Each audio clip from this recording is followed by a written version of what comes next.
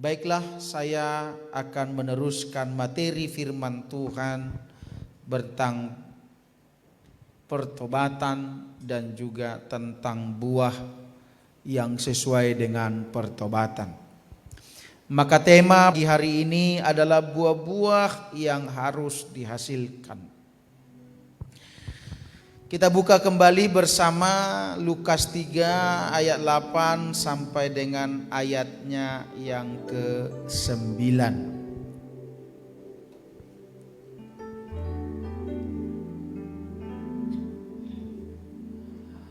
Kita baca bersama-sama baik yang di rumah untuk bersama-sama menyimak dan membaca bersuara. 1, 2, 3. Jadi hasilkanlah buah-buah yang sesuai dengan pertobatan.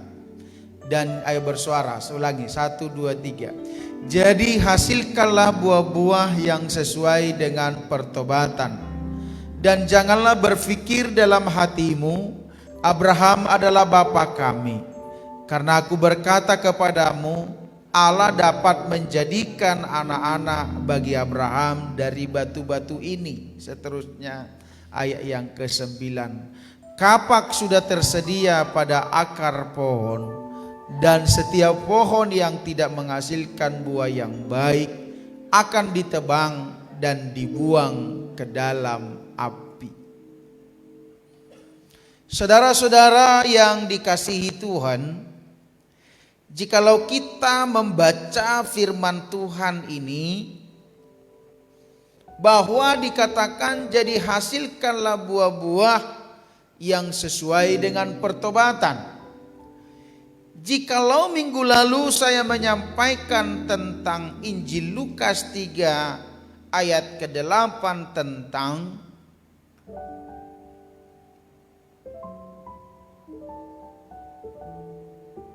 bagaimana orang banyak berkata, apa yang harus kami buat?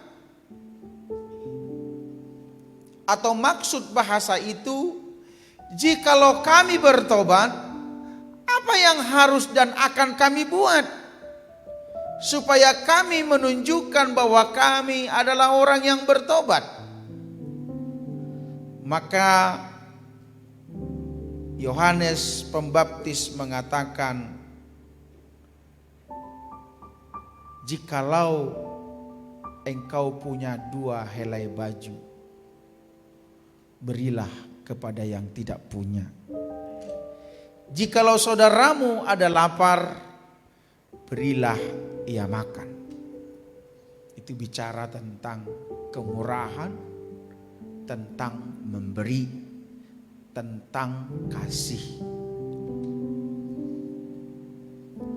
Itu berhubung tentang keperluan primer, makan, minum, dan pakai. Bukan untuk bayar utang atau bayar sewa rumah, walaupun bisa. Tetapi penekanan Yohanes Pembaptis tentang ada rasa perubahan yang jahat jadi penuh dengan kasih, yang kejam berubah penuh dengan kasih daripada Kristus. Yang kedua adalah jikalau engkau pemungut cukai, janganlah mengambil lebih daripada yang sudah ditetapkan. Itu bicara tentang hidup dalam kejujuran. Demikian pun tentara atau askar mengatakan, cukupkanlah hidupmu dengan gajimu. Jangan memeras dengan kuasa yang kau punya. Itu artinya Bapak Ibu, supaya kita hidup sesuai dengan apa adanya kita. Jangan sampai melebihi. Jadi itu salah satu ciri-ciri orang yang bertobat. Maka itu sebabnya Bapak Ibu Saudara yang dikasihi Allah, berbicara tentang pertobatan, kita harus menghasilkan buah-buah Bahkan ayat yang ke-9 dalam Injil Lukas 3 tadi, kapak sudah tersedia pada akar pohon, dan setiap pohon yang tidak menghasilkan buah yang baik. Perhatikan, setiap pohon yang tidak menghasilkan buah yang baik.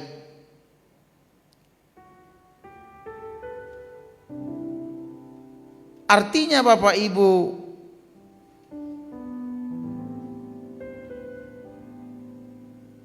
bahwa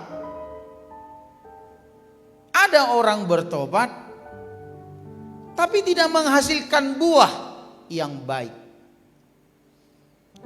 Lalu firman Allah berkata,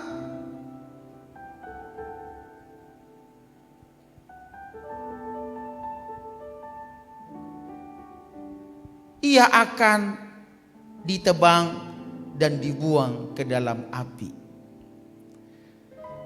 Saudara, dari ayat ini diperlukan kita semua supaya mengalami hasil buah yang baik. Haleluya. Amin. Bahkan saudara, dalam Injil Matius 7 ayat 19, Yesus juga meneguhkan ayat ini.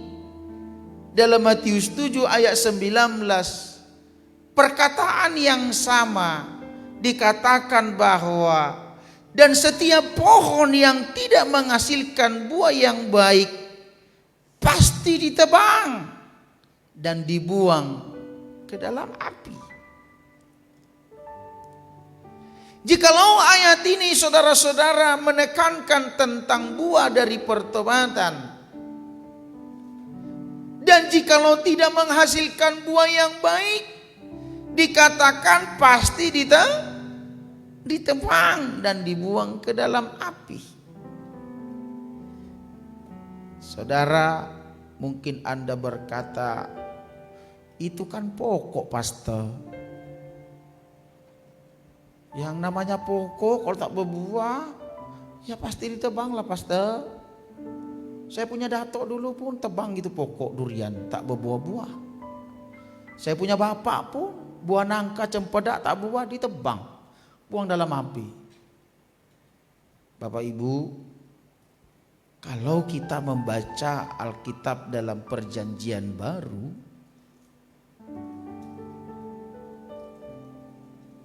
banyak menuliskan tentang penggunaan kata alegoris. Ya, alegori, yaitu mengibaratkan. Kita diibaratkan seperti pohon. Pohon di mana tujuannya ditanam untuk menghasilkan buah. Di Alkitab juga saudara digambarkan kita seperti seekor domba yang lemah, yang senantiasa terancam dari serigala, dan juga memerlukan gembala yang akan menuntun ke padang rumput. Dan juga diperlukan gembala untuk membawa dia pulang, memasukkan dia ke kandang. Kita digambarkan sebagai seekor domba. Itu arti kata alegoris, diibaratkan. Ada juga digambarkan ada domba, ada kambing. Kambing juga mewakili karakter manusia. Di mana kambing, Bapak Ibu, walaupun mirip, sama-sama mungkin punya jenggot. Sama-sama bunyinya sama-sama mengembek. Warnanya ada mirip-mirip. Jikalau sama-sama Bapak Ibu di padang rumput, mana kambing dan domba, mungkin saja kita tidak dapat membezakannya. Namun dapat dibezakan dari ketika gembala memanggil. Ketika gembala memanggil domba-domba dan kambing, maka yang datang itu yang mendengarkan suara gembala, maka seluruh domba-domba itu akan menuju gembala yang memanggilnya. Tetapi kambing tidak mau datang-datang. Dia menikmati makan sendiri, jalan kemana-mana. Jikalau gembala berjalan di depan, semua domba-domba pasti ikut, tapi kambing nadai mau ikut. Demikian pun kita digambarkan antara domba dan kambing. Ada banyak juga di gereja, saudara-saudara, sama-sama ke gereja, sama-sama rambut hitam, sama-sama pakai masker, ya. Tapi menentukan kita kambing dan domba, jikalau Anda melawan firman, degil dan pelawan, itu ciri-ciri kambing. Tapi itu bukan di gereja ini. Amin. Tapi itu bukan para pendengar yang mendengarkan firman Tuhan pagi ini. Saudara yang di rumah semuanya domba-domba. Tuanya gereja lain kali. Ya. Jadi ada diibaratkan saudara seperti seekor domba dan kambing. Ada gandum dan ilalang. Biarlah semuanya tumbuh sama-sama. Nanti waktu panen semua disabit. Yang mana gandum akan disisihkan untuk dibersihkan. Tapi yang mana ilalang akan diikat dan dilempar ke dalam api jerami. Rumput ilalang dan jerami. Itu adalah pendekatan Yesus memberikan satu gambaran. Makanya ia menggunakan kata alegoris itu dengan mengibaratkan. Ada garam dan terang. Engkaulah garam dunia. Engkau adalah terang dunia. Jikalau engkau garam dan tidak lagi asin, untuk apa gunanya? Tidak ada lagi, kata firman Tuhan, selain diinjak dan tidak digunakan lagi. Bukan seperti garam dapur kita yang dimaksud Bapak Ibu. Di Israel sana ada garam agak besar-besar. Ya. Dia pandai hilang dia punya masin. Ya, dia pandai hilang asin dia. Jadi kalau sudah tidak asin lagi, tidak diguna lagi. Sama juga kita. Jikalau kita tidak seperti domba, tapi mirip kambing. Jikalau kita pokok tak menghasilkan buah. Jikalau kita ilalang, jerami, garam, nadai asin, tidak ada lagi selain dibuang. Mengapa demikian Bapak Ibu? Karena banyak kita sejak dibaptis terima Tuhan Yesus tidak menghasilkan buah-buah dalam hidupnya. Nipu orang jalan terus, Hidup berzina jalan terus. Mabuk pesta pora jalan terus. Ya. Tidak beribadah jalan terus. Tidak memerlukan Tuhan jalan terus. Perangai sama seperti orang yang tak mengenal Tuhan. Bahkan mungkin lebih baik perangai orang yang tak mengenal Tuhan dari yang mengaku bertobat dan percaya pada Yesus. Saudara, memang banyak orang berkata, sekali selamat tetap selamat. Tapi jikalau kita membaca firman Tuhan dalam Matius 7 tadi, jikalau engkau tidak menghasilkan buah, pasti dibuang dalam api. Saya selalu mengatakan bahwa lebih baik kita memilih daripada buat spekulasi yang akhirnya nantinya betul-betul kita dibuang dalam api. Maka itu sebab kita semua harus mengalami perubahan dalam hidup. Itulah yang disebut menghasilkan buah. Sebenarnya di Alkitab Bapak Ibu ada 4 yang saya ketahui, walaupun tidak tertulis secara langsung, terutama yang poin yang keempat.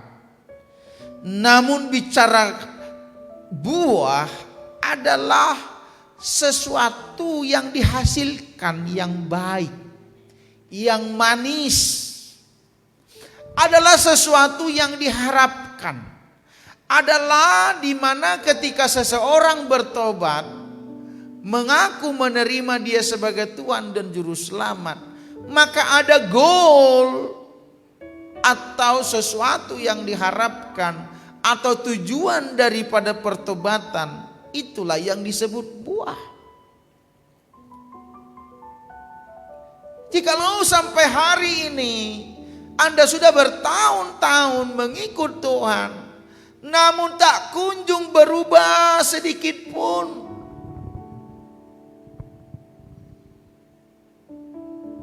pinjam orang tak bayar-bayar, pura-pura muka tebal, pura-pura lupa,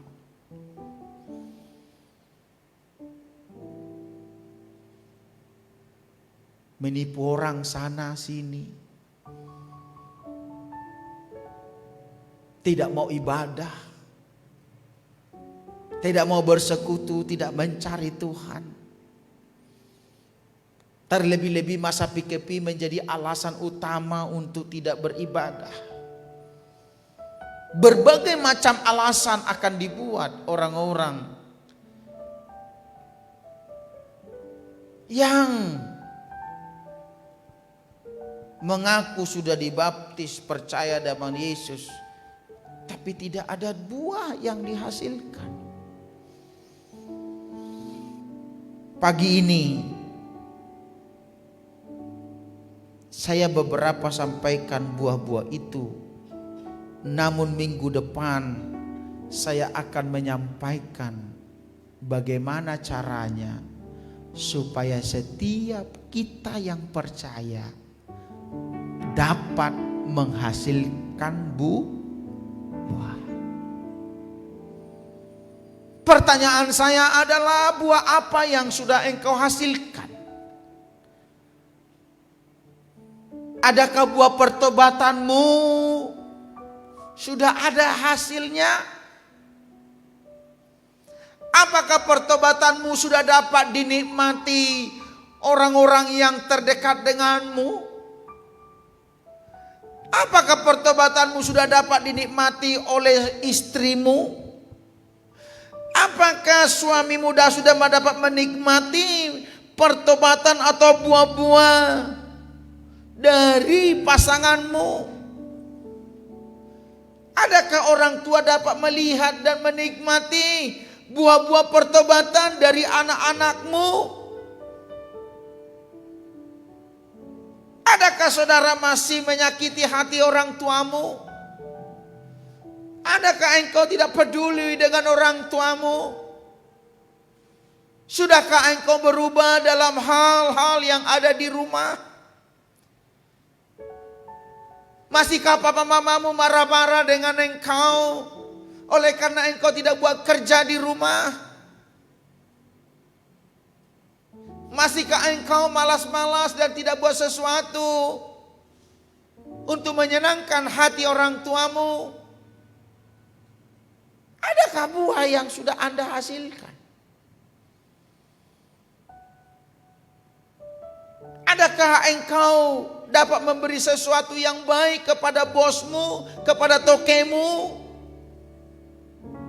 Apakah sampai hari ini engkau selalu lambat datang kerja dan selalu paling awal pulang? Lalu saudara curi tulang? Betul ya, curi tulang ya.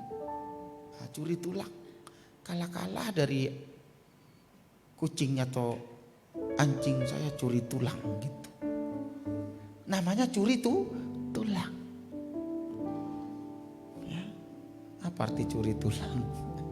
Curi tulang adalah kalau kerja tipu-tipu. Ada saya lihat di Facebook lagi kerja di project. Dia main handphone. Sambil dipukul itu tiang tokol. Jangan main handphone, tapi ditokol-tokol begitu. Tidak buat kerja, ditokol pakai tokol saja begitu. Supaya kira tokenya itu buat bahwa dia kerja. Dia tokol saudara. Tapi tak ada ditokol, kayu saja dibuat begini. Main handphone terus. Hah? Lalu tak sadar Bapak Ibu, big bossnya datang dari belakang. Ya. Dia tunggu tengok terus ditokoli sambil main handphone. Kira-kira Bapak Ibu ini orang yang bertobatkah atau curi tulang? Hah? Curi tulang.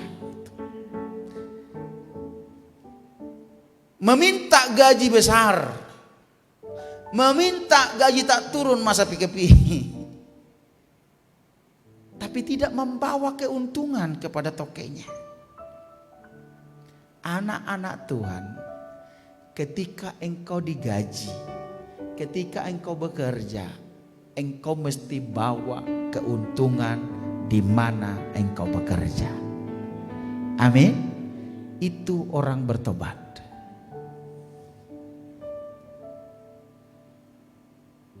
Tapi kalau selalu saudara bawa kerugian, saya mau katakan, kalau kau berdoa minta gaji naik, minta jawatan naik, model seperti ini Tuhan tidak mau jawab. Karena orang yang beriman punya integriti. Karena orang yang beriman dia harus melakukan apa yang patut dilakukan. Karena kita tidak diajari untuk spekulasi supaya Tuhan menjawab kita dengan senang saja tanpa kita buat sesuatu yang benar. Mari perhatikan. Bukankah masih banyak juga anak-anak Tuhan membuat seperti ini? Banyak? Ya.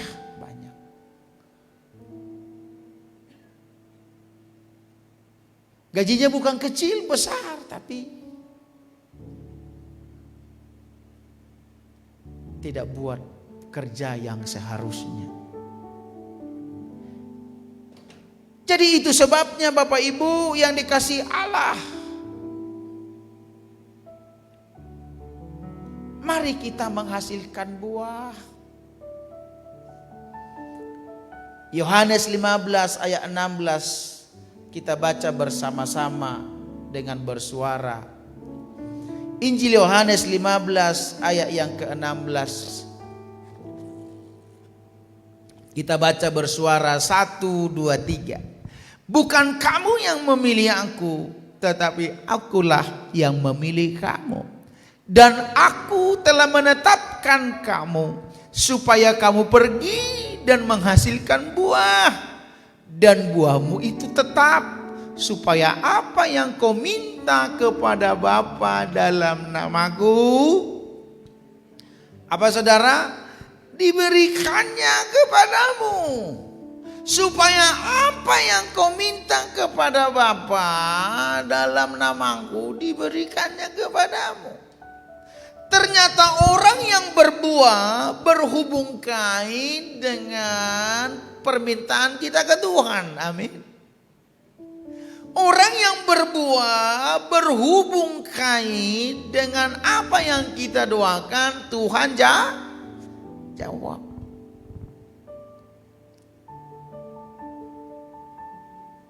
Maka saya selalu berkata, jikalau kita sudah bertobat, sungguh-sungguhlah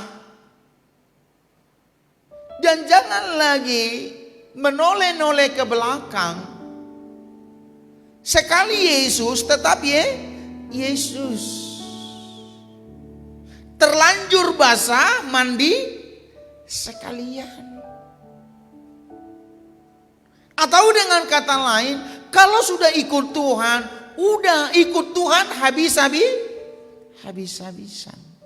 Dalam arti habis-habisan bukan berarti Bapak Ibu Saudara harus menjual harta bendamu, Anda tidak lagi bekerja, Anda tidak buat sesuatu lagi, bukan itu. Tapi artinya adalah jikalau engkau sudah dengan Tuhan, maka sudah. Kalau suruh ibadah.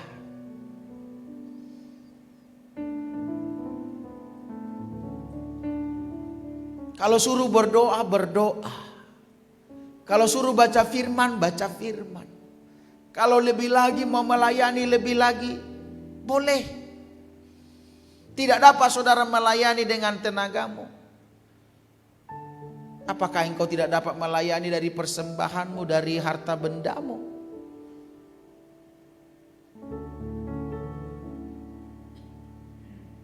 Tidak ada batasan-batasan kita melayani Tuhan.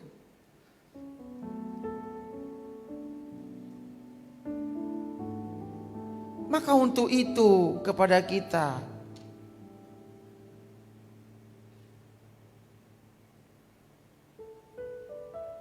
jelas firman Tuhan berkata, supaya kamu pergi dan menghasilkan buah, dan buahmu itu tetap. Apalagi supaya apa yang kau minta kepada Bapa dalam namaku, diberikannya kepadamu.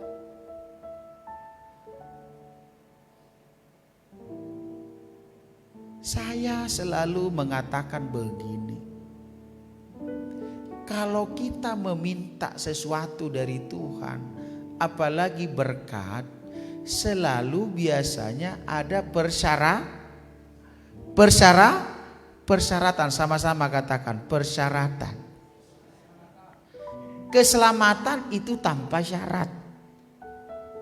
Perhatikan ya, keselamatan itu tanpa syarat. Percaya, bertobat, beriman, menerima keselamatan. Tapi kalau sudah urusan berkat, engkau mesti buat sesuatu. Beri maka akan diberi. Tabur maka akan menuai.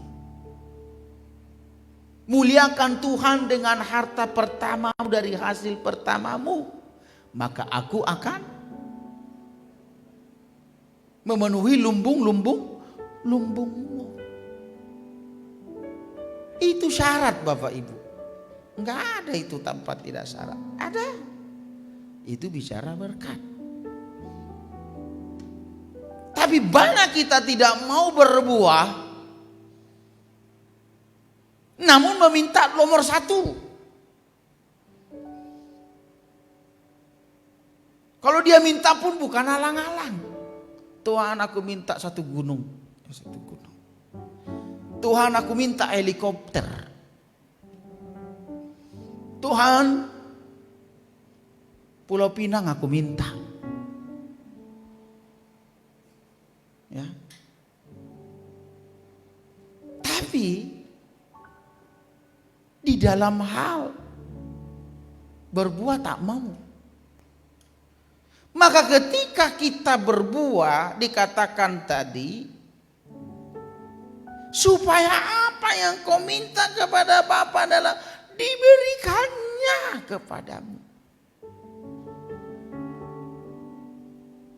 Makanya kadang-kadang Bapak Ibu, seringkali ada pertanyaan juga, kenapa banyak doa orang tuh gak dijawab?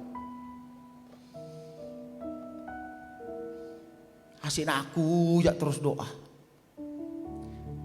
Pastor lah yang doa, pastor. Kenapa? Saya doa pun macam tak dijawab katanya. Ya. Sekali itu pastor langsung doa, langsung sembuh dia. Langsung doa begini.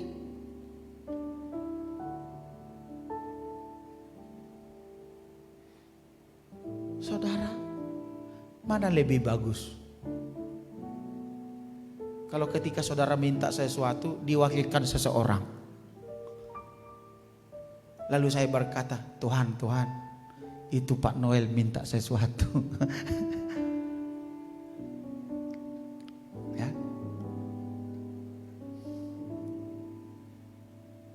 Lebih enak langsung dari tangan Tuhan. Tidak melalui tangan orang lain atau mulut orang lain. Ya. Saya mempercayai ada hubung kait dengan jikalau kamu menghasilkan buah. Maka jikalau kamu minta kepada Bapa dalam namaku, diberikannya.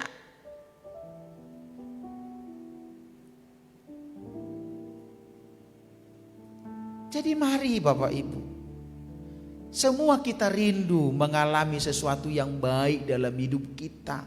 Rindu saudara supaya apa yang kita perlukan senantiasa tersedia. Kita rindu melihat setiap bertambah waktu, bertambah umur, ada pertambahan yang saudara terima dari Tuhan. Tahun ini minta rumah dibagi. Tahun depan minta mungkin kereta dibagi. Tahun depan minta lagi supaya anak-anak dapat sekolah bagus dibagi. Tuhan supaya diminta lagi. Tahun depan anak-anaknya kawin dibagi. Dapat jodoh. Minta kerja dibagi. Kan nyaman kan? Namun kita disuruh menghasilkan buah. Nah, jadi buah apa yang perlu kita hasilkan di dalam Alkitab? Yang pertama, buah pertobatan. Itulah yang saya kebuahkan kemarin. Yang Injil Lukas 3 tadi. Ada perubahan tindakan. Ada perubahan perangai.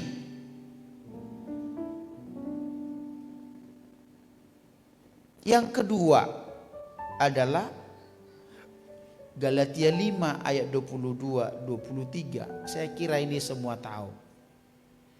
Yaitu kita baca Galatia 5 ayat 22-23, 1, 2, 3. Tetapi buah roh ialah kasih, sukacita, damai sejahtera, kesabaran, kemurahan, kebaikan, kesetiaan. Ayat 23. Kelemah lembutan, penguasaan diri, tidak ada hukum yang menentang hal-hal itu. Yang kedua adalah buah roh. Buah roh ketika kita memiliki roh Allah, maka saudara-saudara, di dalam roh Allah yang kita dapatkan darinya, itulah kelahiran baru, itulah ciptaan baru. Roh Allah yang tinggal pada kita, dia punya hasil ada 9. Dan ini datang dari dalam. Perubahannya datang dari dalam. Namun buah kasih, sukacita, damai sejahtera tidak akan dapat bekerja, tidak akan dapat besar jikalau Bapak Ibu tidak bertumbuh.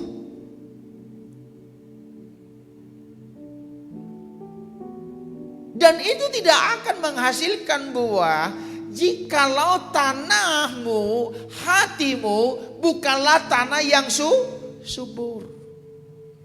Namun adalah tanah yang tipis, yang ada berbatu, yang ada semak durinya.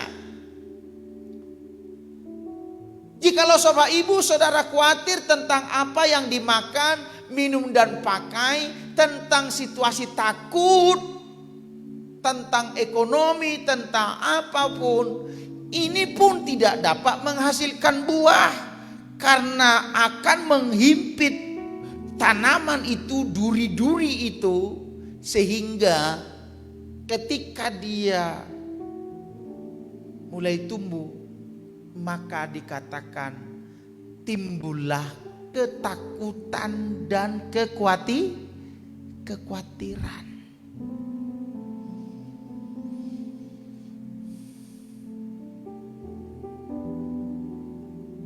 Ada timbul ketakutan dan kekhawatiran.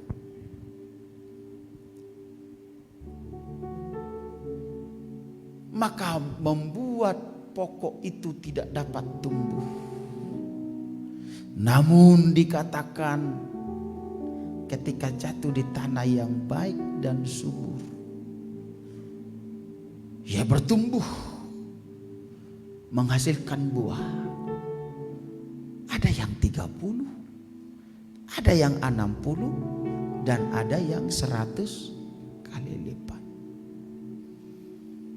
Ya, nah, minggu depan saya akan mengajarkan kepada kita bagaimana caranya supaya kita berbuah. Sama seperti seorang penanam kebun sawit. Bagaimana caranya menanam pokok sawit? Yang pertama-tama pastor, kita tanya dia, yang tukang tanam sawit. Dia akan tahu gimana caranya menanam pokok sawit dan menghasilkan buah. Oh, dia pandai itu. Kalau tanya saya, jangan, saya tak kurang paham, tapi dikit-dikit paham. Ya. Tapi kalau tanya bagaimana berbuah di dalam Tuhan, itu boleh saya tahu. Sama seperti orang yang saya katakan tadi, penanam pokok sawit ini. Pertama-tama pastor, belilah bibit yang betul-betul bibit yang punya lesen. Umur bibitnya berapa lama? Yang punya sawit berapa lama bibitnya itu? 1 tahun kah? 6 bulan kah? Biasanya sudah umur 1 tahun. Benihnya kan, pokoknya kan. Bawalah yang punya lesen itu tadi, beli 1. Yang kedua pastor, lubangilah tanah sedalam berapa kaki. Sebuta itu kasihlah baja di bawah pastor. Baja supaya akarnya baja akar supaya ini. Mungkin ada. Setelah itu tutuplah dengan tanah. Jangan kau tutup daunnya, pastor. Nah, gitu. Ya, jadi mesti serata ini. Nah, gitu. 3 bulan kemudian, pastor, bajalah keliling. Mungkin ini masih mungkin, saya kira-kira saja. Tapi kalau saya salah tak perlu saut dari sini ya. Ya tapi apa gitu. Sudah 3 tahun, pastor. Kalau kau rajin untuk membaja dan membersihkan rumput, nanti dia mulai keluar bunga-bunganya. Ada juga buah-buah walaupun tidak banyak. Maka tahun keempat dan kelima, pastor, kamu akan banyak panen sampai umur 8 tahun. Maka siapkan tenagamu, pastor, untuk tusuk itu sawit. Bahkan ada yang 30 kilo, 25 kilo, ada yang 40 kilo satu tandan, pastor. Kamu tahu, pastor, kalau kau ada 200 pokok saja, satu pokok ada 30 kg setiap buahnya.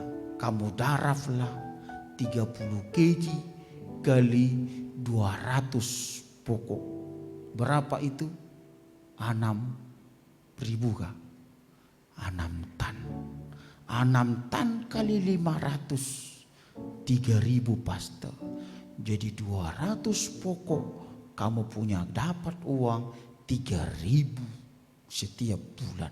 Kau tambah lagi 200 pokok jadi 6.000. Kau tambah lagi 200 pokok jadi 9.000. Kau tambah lagi 200 pokok jadi 12.000. Kalau kau punya ini, gajimu 1 bulan boleh termasuk biaya pengeluaran, sudah kau dapat 9 sampai 10.000. Nah, aku confirm pasti kau panen karena menanam pokok sawit dengan benar.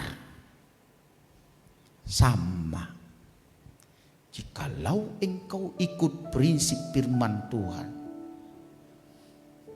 engkau mau dengarkan apa kata firman Allah, maka dari dalam dirimu dengan automatically dia akan menghasilkan buah. Jadi dia, saudara-saudaraku yang dikasihi Tuhan, ia dengan sendirinya akan menghasilkan buah. Karena kita sudah ada roh Tuhan yang ada pada kita. Cuman akan ada penghalang sehingga ia tidak dapat menghasilkan buah. Dan ini yang akan saya sampaikan minggu hadapan. Lalu yang ketiga, buah apakah yang ada yang perlu kita hasilkan? Tadi kita sudah baca Yohanes 15 ayat 16 berkata, karena itu aku telah menetapkan kamu supaya kamu pergi dan menghasilkan buah. Pergi dan menghasilkan buah. Itu bicara tentang buah jiwa. Bapak Ibu, semua kita mesti ada yang kita tobatkan, kita bawa kepada Tuhan. Amin. Amin. Bawalah keluargamu, kenalkanlah Tuhan ke dalam orang tuamu, kenalkanlah Tuhan kepada uncle antimu, kepada yang lain, supaya kau menghasilkan buah.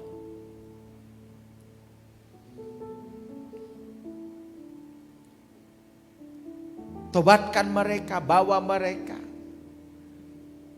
Ya.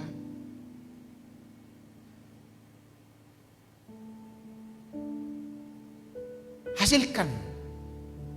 Maka mesti ada Bapak Ibu penginjilan. Saudara mesti ada penginjilan. Injililah rumah panjangmu. Injililah orang yang terdekatmu. Bawalah mereka kepada Tuhan. Mungkin saudara, mereka akan menyusahkanmu, harus engkau jemput dan hantar. Tapi tidak apa-apa. Supaya kau menghasilkan buah. Sampai selesai dibaptis dan dia bertumbuh. Dan nantinya dia makin dewasa. Tapi kan pastor dia tiada kereta. Ya, nanti dia akan punya kereta. Kalau dia betul-betul berbuah. Semua memang kita untuk menghasilkan buah ada usaha. Ada usaha, sama-sama katakan ada usaha. Ya, jadi ada usaha. Untuk menghasilkan buah mesti ada pengorbanan.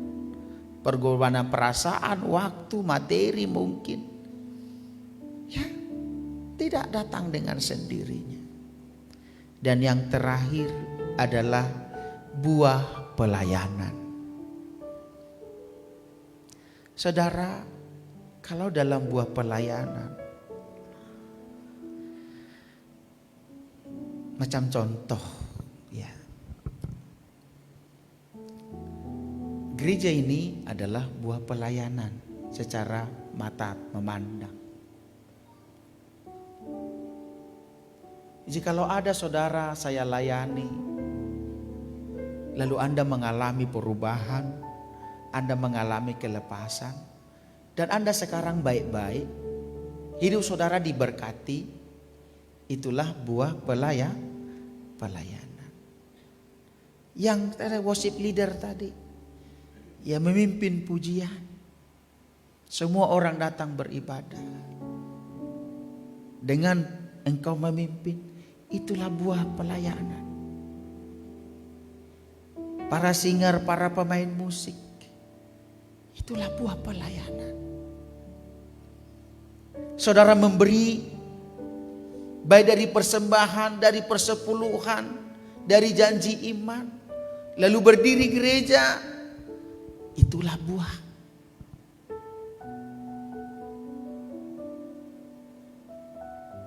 Tuh udah gereja berdiri. Puji Tuhan, luar biasa. Dulu aku memberi di sana. Berapa? 10 ringgit. Ya nggak apa-apa lah. Ya. Harga gereja sudah hampir 400.000 lebih. Ya. Walaupun 10 ringgit. Tapi kalau boleh harga gereja berjuta, janganlah 10. Ya. Amin. Minimal nolnya ditambah. Ya. Begitu. Jadi ada buah.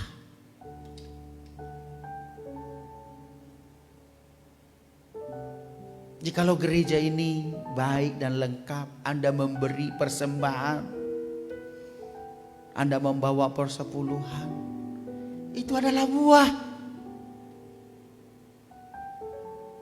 Dari Anda pertobatan dalam, ada buah. Pelayananmu, ya.